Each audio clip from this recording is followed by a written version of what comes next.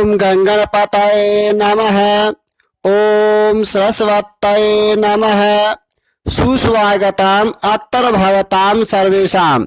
आज हम 11वीं कक्षा के संस्कृत की पाठ्य पुस्तक शाश्वती भाग 1 का चतुर्थ पाठ मानो ही महताम धनम पढ़ेंगे।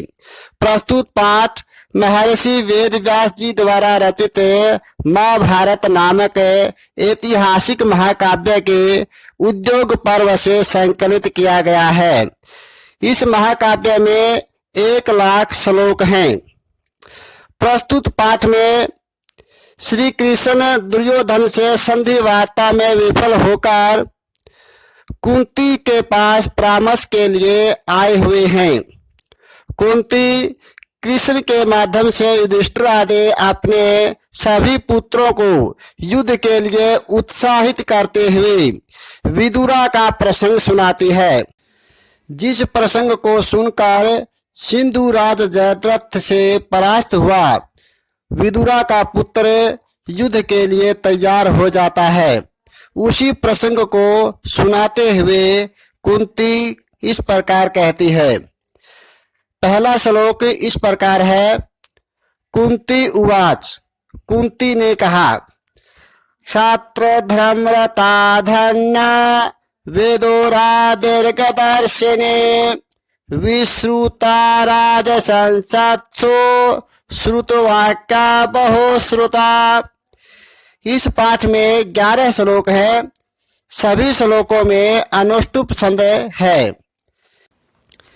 इस श्लोक में सभी शब्द प्रथमा विभक्ति एक वचन में हैं और वे स्त्रीलिंग में हैं। सभी शब्द विदुरा की विशेषता के विषय में बताते हैं और विशेषता बताने वाले शब्द विशेषण कहलाते हैं। विशेषण विशेष्य से पहले लिखा जाता है और विशेष बाद में आता है। आइए हम इसका सर्लाट करते हैं।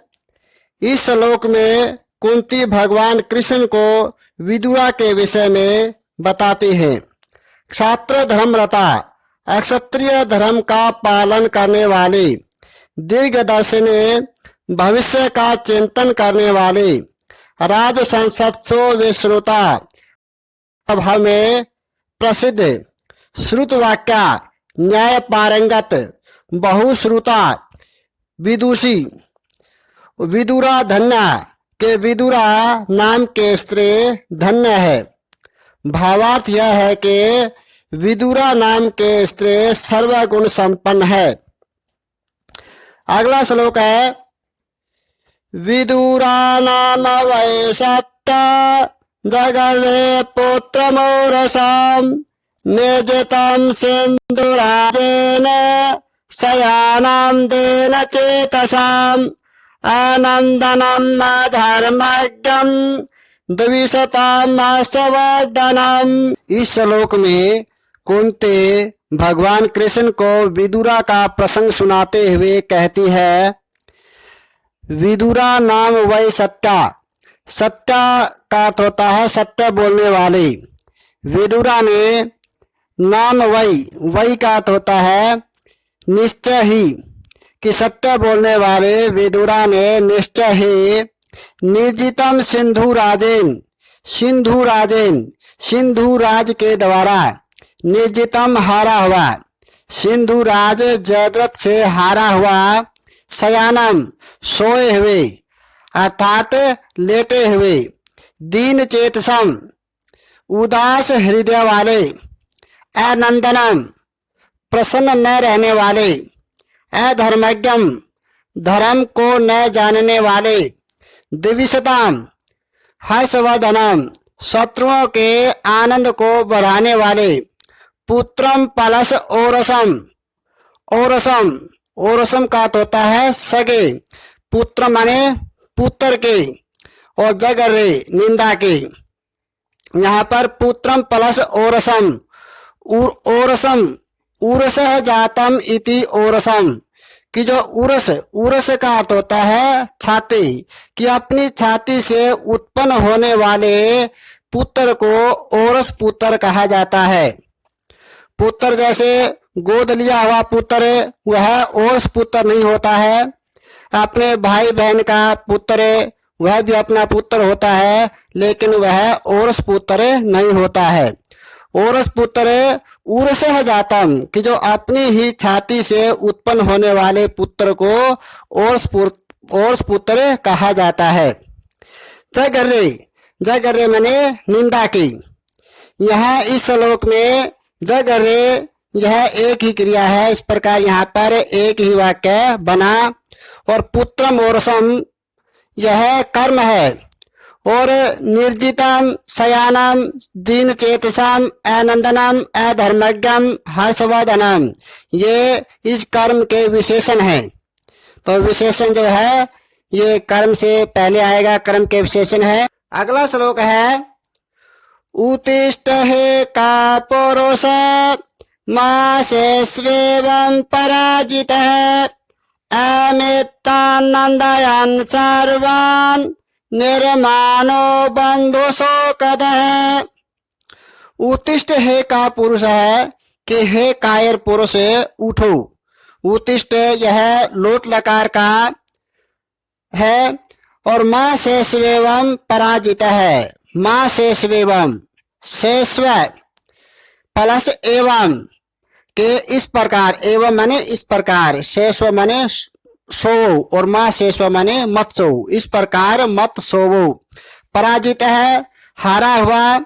अमित्रान शत्रुओं को, नंदयन प्रसन्न करने वाला, सर्वान माने सभी, सभी शत्रुओं को प्रसन्न करने वाला, निर्मान है सम्मान रहित, बंधु शोकदय बंधुओं को, बंधु बांधवों को दुख देने वाला, पराजित है हारा हुआ, हारे हुए तुम एवं माँ शेषव इस प्रकार मत सोवो।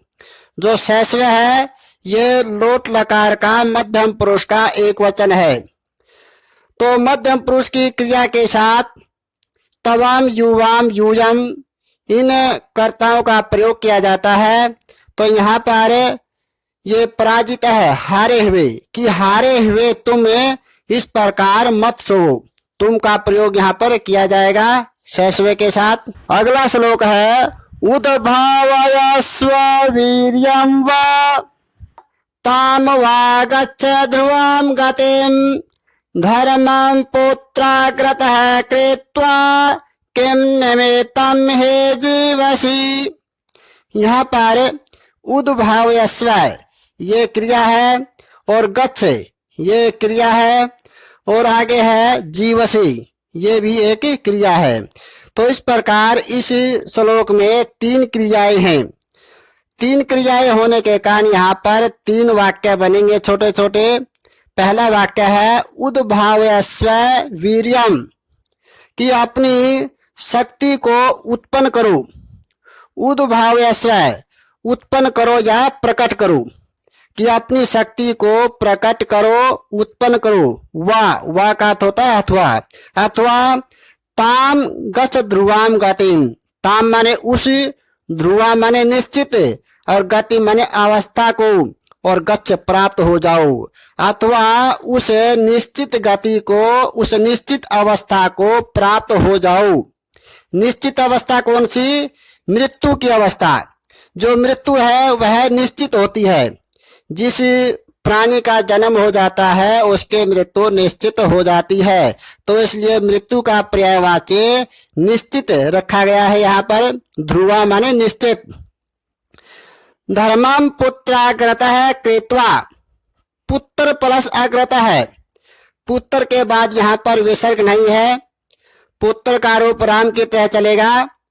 राम का जो संबोधन होता है उसमें भी विसर्ग नहीं होती हैं, और यहाँ पर पुत्र के बाद भी कोई विसर्ग नहीं है, इसलिए यह पुत्र संबोधन का है।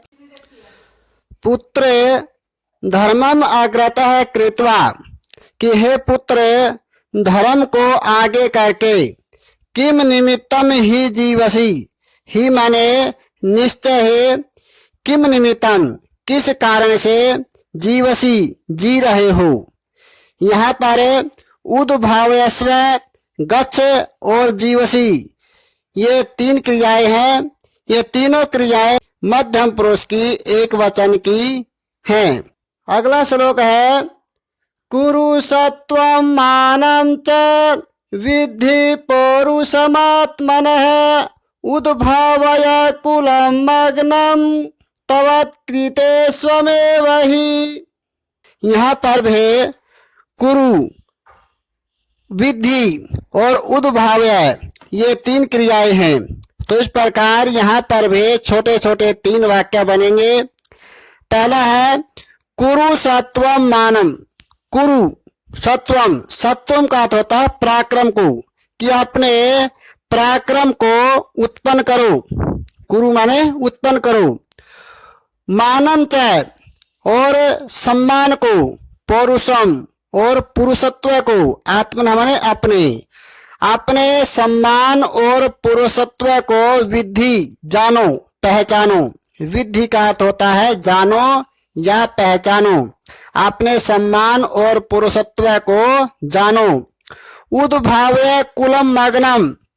मग्नम, मग्नम मन होता है डूबे हुए, कुलम माने वंश को, उद्भाव्य कि उद्भाव्य माने ऊपर उठाओ। तवत कृते, तुम अपने लिए, स्वमेव माने अपने आप ही, कि तुम अपने लिए अपने आप ही डूबे हुए वंश को उद्भाव्य ऊपर उठाओ।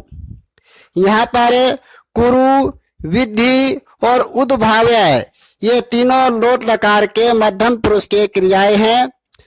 प्यारे बच्चों, आज का यह पाठ इतना ही पढ़ेंगे। यहाँ तक के श्लोकों का सलाहत अपनी कॉपी में लिखेंगे और याद करेंगे। जय तो भारती, जय तो संस्कृतम।